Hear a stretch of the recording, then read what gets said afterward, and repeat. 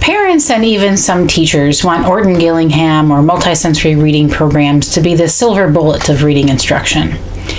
The truth is, there is no silver bullet.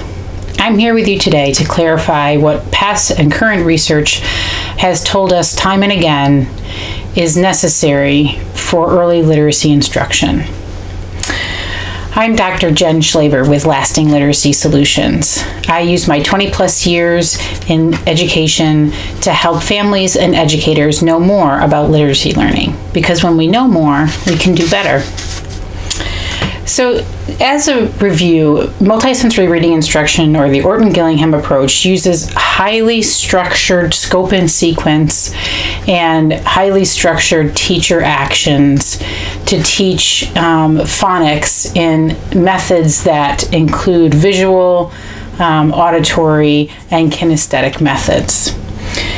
It's an intervention program for those students who show significant difficulties with learning our sound system. But before we can figure out if students have significant problems with learning our sound system and learning phonics, they have to be provided with a solid core reading program. Well, if that's not multisensory reading instruction, what is a solid core reading program? A solid core reading program is balanced. It includes explicit, systematic phonics instruction, which I'm going to go into in just a few minutes. It also includes exposure to a wide variety of texts for various purposes. So, for example, decodable texts that give the opportunity for students to apply the phonics skills that they've been taught. Leveled or benchmark texts that have additional words that are not just words that they can decode, but additional words to improve their comprehension and to have them work on multiple different word recognition strategies. And also lots and lots of narrative and informational picture books and other types of text to improve their vocabulary, to grow their content knowledge, and most importantly, to improve or to motivate them and interest them in reading and writing.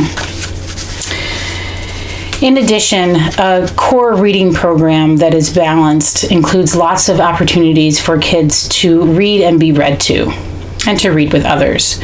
For example, teachers reading aloud text just for fun. Teachers doing shared reading where the print is very large and students can see and follow along as the teacher's reading and they can all read chorally.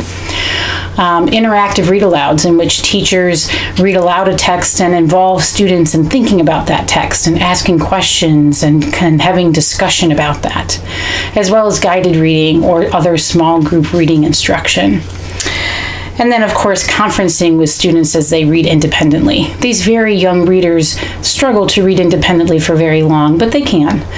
And conferencing with them helps them to build their skills and apply what they've learned. And then finally, opportunities to write, lots of opportunities to write and connect reading with writing. So let's go back to explicit systematic phonics instruction. What do we mean by that? Well, explicit means it's very direct, it's clear, it's focused, and it's efficient. An explicit phonics instruction program or lesson has a fast pace, okay? It's efficient. It uses every minute. Explicit phonics instruction lessons take about 20 minutes, with about 5 minutes of that direct teacher instruction, about 6 to 8 minutes with guided practice, and then finally about 5 to 10 minutes with independent practice of the taught skill. So what do we mean by the systematic piece?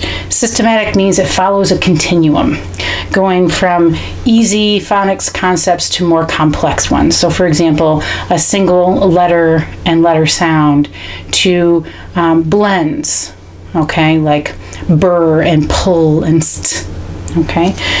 A systematic program goes from the known to the new. We teach students skills to mastery before we move on to a new skill. So what does this look like in the classroom? Well, explicit systematic phonics instruction lessons have a gradual release of responsibility model.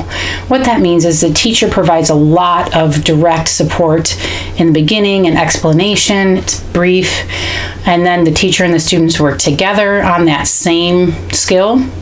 or same concept. And then finally, the students work on their own to apply that skill or concept with the teacher, providing feedback as needed. So, for example, a teacher that was trying to teach the letter P and the sound of the letter P with kindergartners would be very specific in the very beginning of that lesson and say, P is represented by the letter P, and would show the letter P, and would then say, P is the sound you hear at the beginning of the word pig, and have the word pig written out and so in pointing to those letters and sounds. And then explain other words can begin with the letter P, such as pan and pop and pet and pup.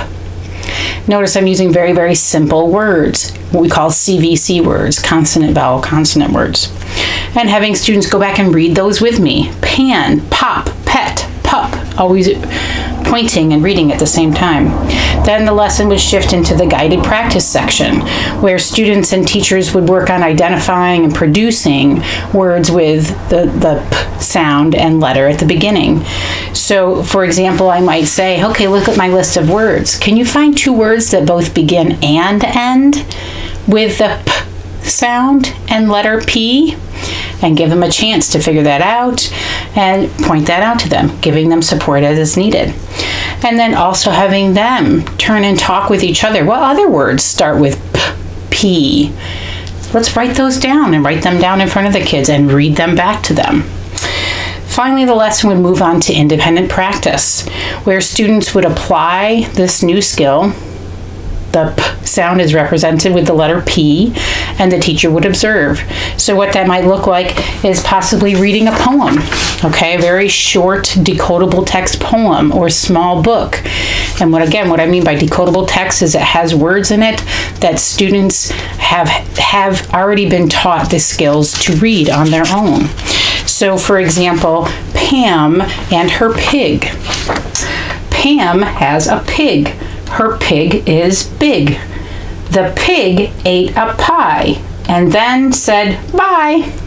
Okay, so the students could read this on their own. Kindergarten students don't usually read silently. They usually have to whisper or read out, like to hear their voices, and then read it together as a whole class, projected on the board so that everyone can follow along, almost like a shared reading. Okay, and then possibly having students sort pictures by the sound that is made at the beginning. So I might give them two sets of pictures. Say, okay, make a pile, the pictures that have the words that start with the P sound. And then pick two, and we'll try to write those words. Remember, they begin with the letter P. It looks like this, okay? So again, going from very teacher-directed to guided practice to independent practice with support, okay, or teacher feedback. Do you have lingering questions about literacy learning? Please leave a few questions down below. You also might check out my resources that I've provided, specifically about explicit systematic phonics instruction, or consider visiting me on my website.